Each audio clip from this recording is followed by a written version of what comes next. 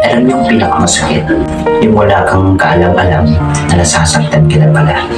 Napilit mong nilalabanan at pilit mong nilalampasan na kahit sobrang nasasaktan ka na. Pinipilit mong maging okay sa mata ng iba dahil ayaw mo ipakita at ipahalata na nasasaktan ka. Pilit mong pinapatatag ang iyong sarili upang ipakita na kaya mong harapin ang lahat.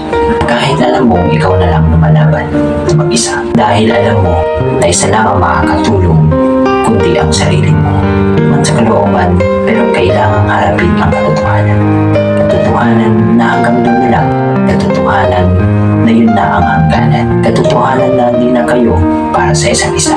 Katotohanan na hanggang doon lang talaga. Katotohanan na pinagtagpo lang kayo at di talaga kayo ang itinadaan na kasama hanggang sa inyong pagtanda. Kaya minsan sobra tayong nasasaktan dahil ang alam natin walang hanggan ng pagmamahalan. Pero minsan kahit anong init na binibigay mong pagmamahal, dumarating talaga sa punto ang hangganan. Meron yung lumilihis ang landas at nagbabago ang kanyang pagmamahal. Kaya bago ka magmahal ng isang tao, dapat ready ka sa anumang bagay. Negatibo man o positibo, dapat laging itatak mo sa isip mo na ang pagluluko ay hindi yan biro.